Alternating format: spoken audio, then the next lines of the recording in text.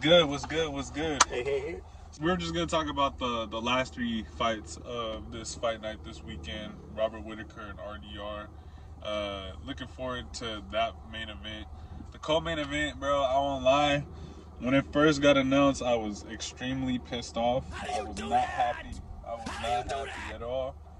Marcus McGee, I like him a little bit. You know, I enjoy his fighting style, but I was not expecting a Piotr Jan matchup at all. But you know, that kind of came out of left field. Yeah, it did. But then I seen how it was made up, and I was seeing like, you know, I think they were trying to match Piotr Jan with somebody, and nobody wanted the matchup, and it got all the way down to Marcus McGee, and he took it, and Piotr Jan accepted. So yeah, I mean, all respect to McGee, who's going to fight a former world champion, but I think it might be too big of a step right now. Yeah, maybe. We'll talk about it. We'll talk about it. But we'll start off with Shara Bullet and Marc-Andre Barriault.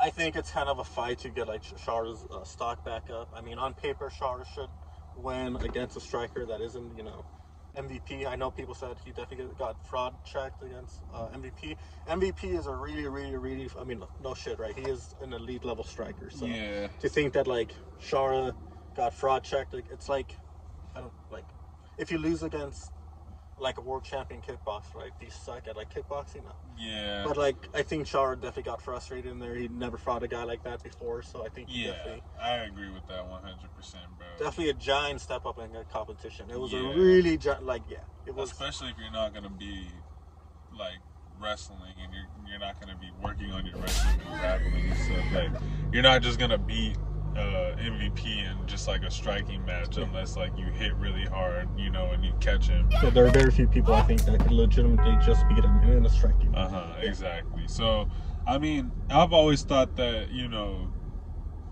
what is his eye? Which eye is his left eye that's blind? Yeah, I think is his left.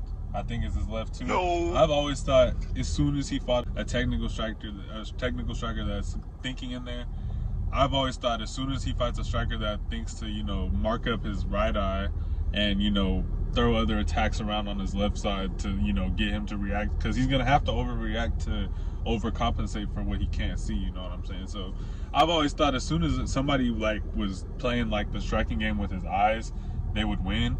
And as soon as he fought MVP, who's like somebody that's in there like throwing angles and different angles attacks and angled attacks and all these different types of strikes, I kind of figured he was gonna do what he did to him.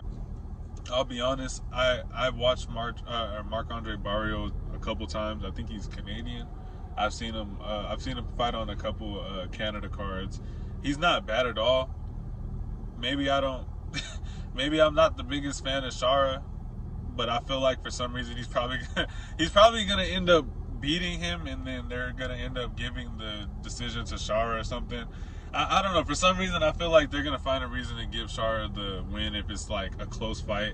But I feel like Marc-Andre Barriault I think he should win, honestly. I think he has a potential to beat him, honestly, in my opinion.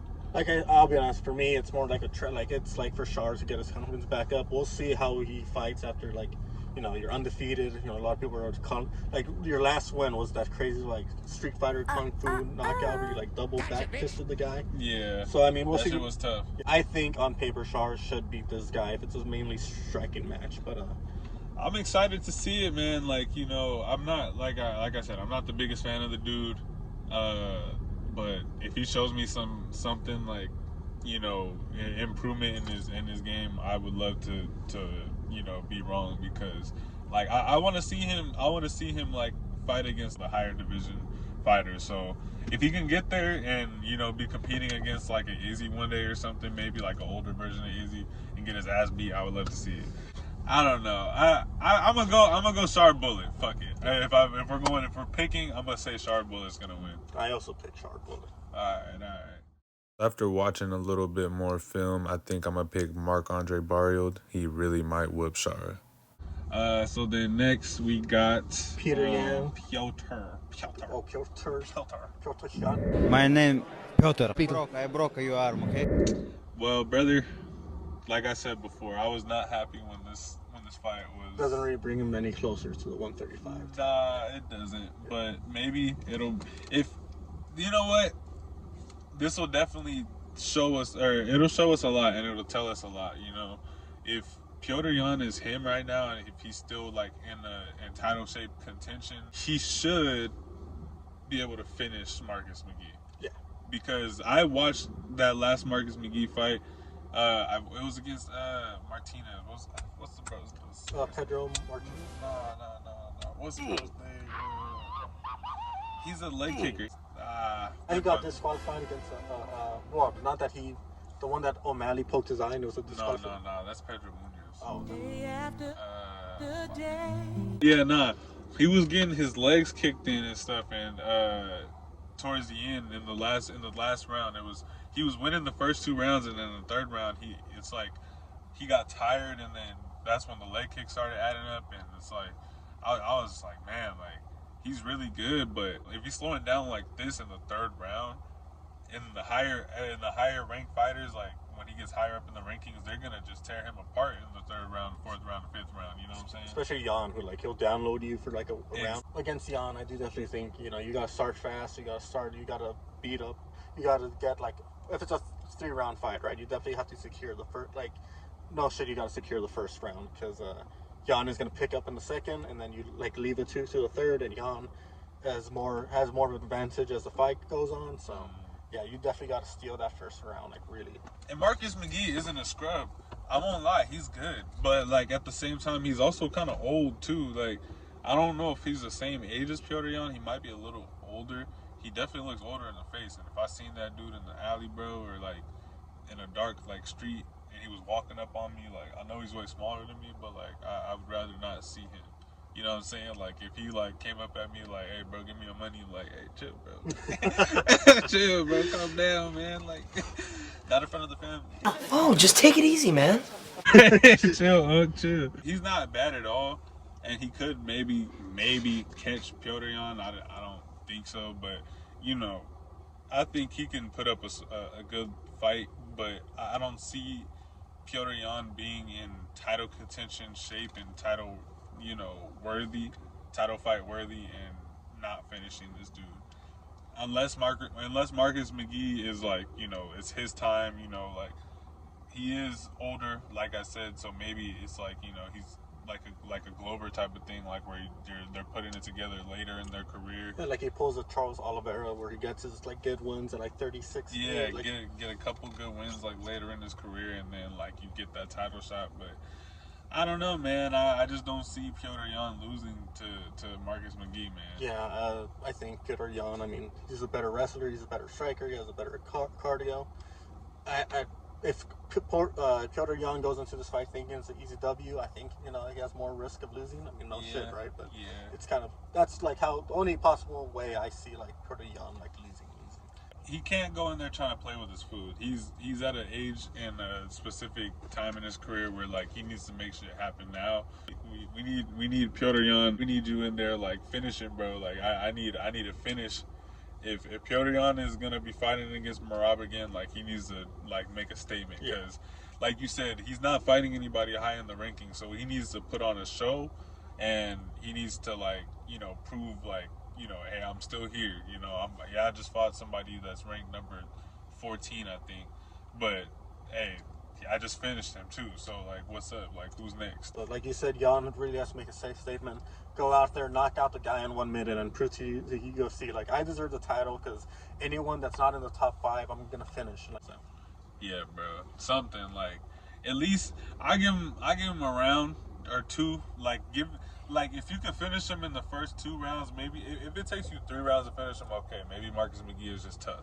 But you know what I'm saying? Like, he's in a spot where it's like he needs to show like he's like still around and relevant because he is kind of getting older now at this point, and he's been through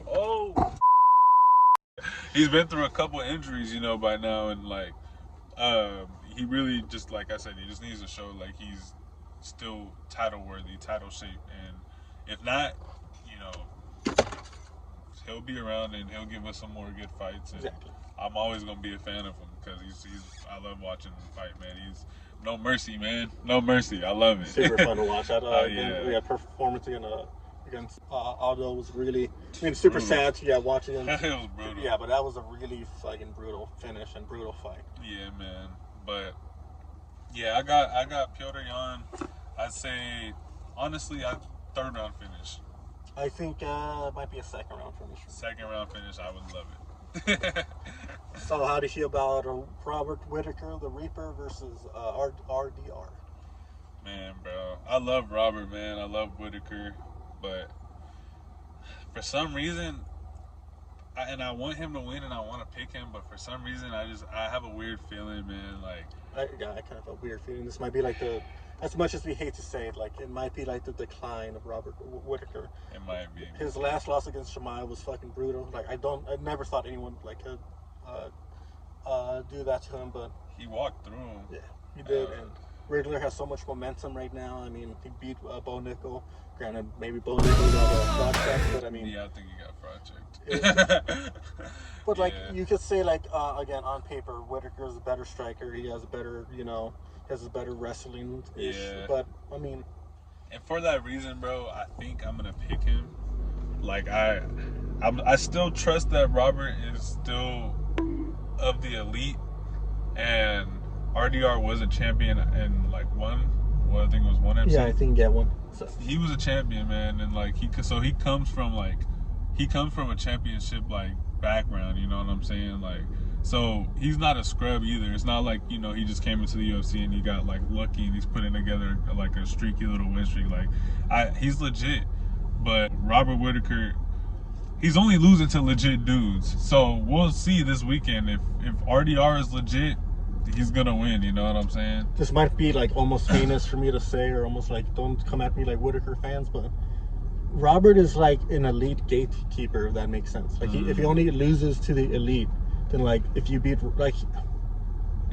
Robert Whittaker, most likely you're a champion. Yeah, you're gonna fight for the belt. Exactly, and it's like he's at that point like top 5 where like he is the guy you have to beat to like. So you're saying like there's gatekeepers and then there's elite, like there's Dan Ige and then there's Robert Whittaker. Yeah. If you beat Dan Ige, you're definitely a top 10 worthy, top 5 worthy talent.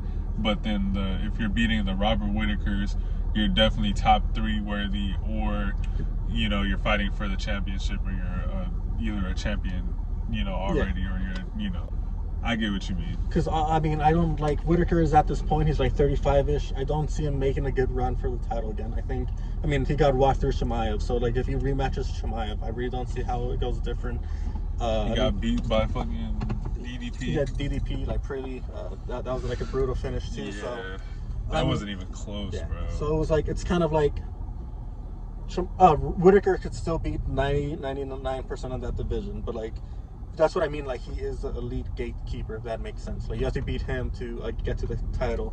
So, like, Whittaker has been bouncing back and forth. Like, 2 good wins, and he's about to fight for a title, and then like loses to like the next up and coming guy. So, is that what's gonna happen against RDR? Yeah, like who knows? But I mean, it's kind of like been the trend for him recently. Like, this close to fighting for a title, and then he loses to the guy who fights for the title next.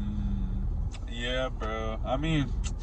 See, and maybe that's why I have this feeling, bro. Maybe that's why I'm feeling like maybe he's gonna lose this weekend, because I do feel like RDR is legit. Is he legit top 5 or top 3? I don't know. You know what I'm saying? Is he fighting for the belt, or is he winning the belt? I don't know. So, and stylistically, what you think about the style matchup?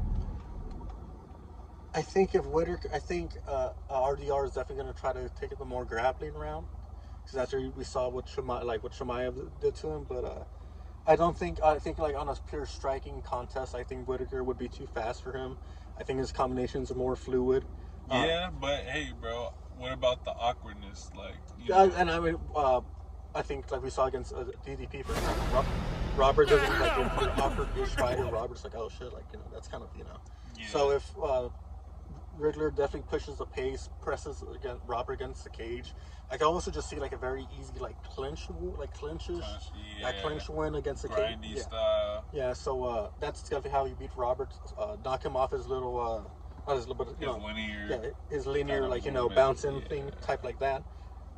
if Riddler times that really well, you know, which you Jabs and definitely stuff can't, down yeah. the middle, But because that style, right? The older you get, the less effective it's going to be because you know you're not as fast anymore. People get to catch it better, you know. Your reflexes ain't And you have like what they used to be. you have so many fights now where like they're game planning around that, where they're like, oh, like when he bounces like this is when he's going to throw in, you know. Yeah, that's another factor too. He's been around for so long. Robert Whitaker's like seasoned, man. He's very seasoned.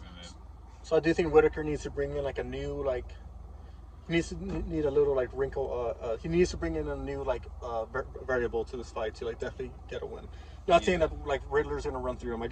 Like you said, there's like a weird feeling in my chest that I think like Whitaker might lose this one. I don't think it's gonna be a finish for him, but Riddler just might Get him like a UD maybe. Yeah, like a UD, like a 3-2 win or like 4-1 maybe. Like who knows? Honestly, bro, for all three of these fights, like it's gonna be very telling of what's next for like the fighters that is evolving, because you know Shara Bullet loses to Marc-Andre Barrios, you know he's definitely he's never gonna be who his fans wanted him to be, and I mean I'm not gonna cry or lose any sleep about that. I was never too sold on him, but you know I did want to see like what he looked like against like higher level fighters, so. You know, if he loses that, that's going to be telling. If Piotr Jan isn't able to finish Marcus McGee, or if it's too close, or like, you know, where it's like, you know, maybe even a thing where maybe it's like how Curtis Blades got that robbery decision against that dude that just came to the UFC. Now, if it's like a thing where it's like that, and it's like even where I'm like, yo, Piotr Jan lost that fight, and, you know, he walked away with the decision win, then that's telling too, you know what I'm saying? I think Piotr Jan might, if he doesn't, like you said, make a statement or loses or not. I think he never fights for a title again. I think Piotr Jan is like 36-ish, 35. I think he is. What's he like? He might be like 35. No. Yeah, so I mean, his time is running out. Hasn't fought a lot too. So and the champion that, you know, the current champion dominated him, unfortunately. So it's like he already doesn't. Yeah. He has a very large hill to like climb on. Like exactly. When you get dominated like that, like if you get like a really fast knockout, right? You can say, oh, it was a quick knockout, right? Got caught. Yeah, they got caught. But like dominate for 5 rounds, like it's kind of like crazy. Yeah, it's. Yeah, bro, and it's like I wanted him to fight Umar. I wonder why they didn't give him the Umar fight. Maybe this was supposed to be an Umar matchup and like something happened with that, but I don't know. And then with Robert Whitaker and RDR, man, like, are they who's coming and who's going? You know what I'm saying? Yeah, like, it's kind of like a old guard versus a new guard in a way. So exactly. We'll definitely see. I think I don't want to say Whitaker should hang it up, but you need your money, right? And so you get your money, but where do you go from here, Whitaker? Like, you might not be the top 5 anymore. Do you want to be like a gatekeeper? I know, like, us Whitaker fans don't want to admit that, but I mean, that's kind of like where he's at right now, man. Like, and we like the sport needs a good gatekeeper, but at the same time, like, what are you fighting for at the same time? You know, I'm like, if Robert Whitaker's cool with where he's at, like, I'm all for it until like it becomes like a thing where it's bad for his health, you know, too bad for his health, you know. But in a situation where it's like he's still in his mind, because he still sounds like convinced that he can be a champion one day, and like I love that for him, and I really hope that he at least has a chance to fight one more time for the belt. But at the, you know, where he's at right now, I don't want him to be convinced that he has a chance to fight for the belt again. But, you know, realistically, he's winning 1 or 2 fights in a row, and then he loses one, and then like he's like back into like, okay, we're just gonna try it again, and we're just gonna try it again, we're just gonna try it again, and it's like, what are we fighting for at the end of the day? I'm rooting for him, and I really hope he wins this one for sure. I hope he wins. I like RDR. He's fun to watch, and I know he's undefeated, but is he all finishes too? Like, I know he's been choking people out and yeah, no, he's entertaining to watch, man. We'll see, man. We'll see. I'm all for it though, man. It should be a good card altogether. There's a lot of good names on there. Bryce Mitchell's fighting on the card too against Said Nurmagomedov. Should be a good little scrap. Oh shit! And it's at 135. Damn. He's moving down. Oh, he is, isn't he? Damn. Mm-hmm. Yeah, I forgot about that. Yeah, this should be a good scrap, man. Y'all let us know in the comment section what you think about these fights, man. Who you think's walking away with it at the main event, and the co-main, all these other fights, man. It should be fun. Y'all let us know what you think about the card too. Or just cause casuals to say that we don't know how to pick fights, but it's fine with us too, man. All right, y'all. We gonna catch y'all. All right.